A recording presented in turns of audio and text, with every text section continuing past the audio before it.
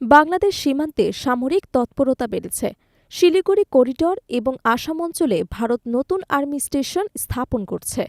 এ খবর প্রকাশ্যে আসার পর প্রত্যক্ষদর্শীরা বলছেন, বাংলাদেশের জন্য যা রেডি হচ্ছে, যা দুই দেশের মধ্যে নতুন ধরনের উত্তেজনার ইঙ্গিত দিচ্ছে।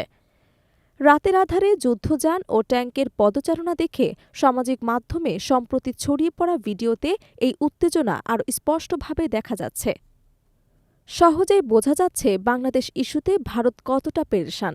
শিক্ষার্থী ও জনসমাজের মধ্যে বিশেষভাবে সংক্ষুব্ধতা দেখা দেয় যখন ছাত্র জনতার অভ্যুত্থানে ফ্যাসিস্ট শাসক শেখ হাসিনা এবং তার সরকারের শীর্ষ নেতারা ভারতে পালিয়ে যান। এ অবস্থায় বাংলাদেশের দাবি ওঠে তাদেরকে ফিরিয়ে আনার।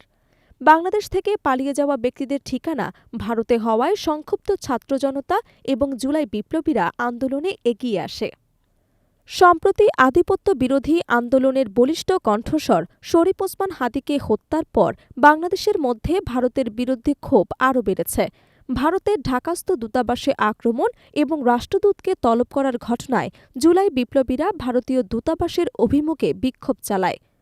গত বছর আগরতলার বাংলাদেশ হাই কমিশনে আক্রমণ, ভাঙচুর এবং লুটতরাজ করার ঘটনাও এখন পর্যন্ত সুরাহা হয়নি।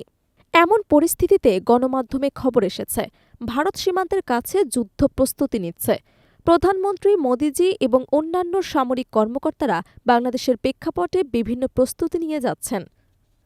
বিশেষ করে শিলিগুড়ি করিডর, যা চিকেন স্ন্যাক নামেও পরিচিত, ভারতের জন্য অত্যন্ত স্পর্শকাতর। শিলিগুড়ি করিডর ভারতের আঞ্চলিক অখণ্ডতা এবং নিরাপত্তার দিক থেকে গুরুত্বপূর্ণ, কারণ এটি ভারতের উত্তর পূর্বাঞ্চলীয় ৭ রাজ্যকে সংযুক্ত করেছে এবং একাধিক দেশের সীমান্তের সংযোগস্থল হিসেবে বিবেচিত। সীমান্তের কাছে আসাম এবং উত্তর দিনাজপুরে ভারত নতুন দুটি আর্মি স্টেশন স্থাপনের কাজ করেছে।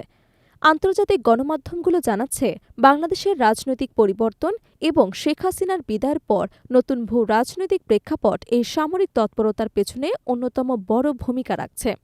এতদিন ভারতের মনোযোগ পশ্চিম ফ্রন্টে বেশি থাকলেও নতুন পরিস্থিতিতে পূর্ব ফ্রন্টেও মনোযোগ দিতে হচ্ছে।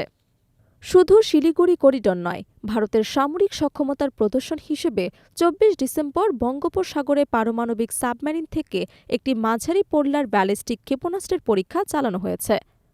সাবমেরিন INS আরিঘাট থেকে K-4 ক্ষেপণাস্ত্র উৎক্ষেপণ করা হয় অন্ধ্রপ্রদেশের বিশাখাপত্তনম উপকূল থেকে। বাংলাদেশের পাশাপাশি চীনের আধিপত্য মোকাবিলাও ভারতের জন্য গুরুত্বপূর্ণ। শেখ হাসিনা ক্ষমতায় না থাকায় ভারতের প্রভাব মোকাবিলায় চীনের সঙ্গে বাংলাদেশের সামরিক এবং কৌশলগত সম্পর্ক বাড়ছে।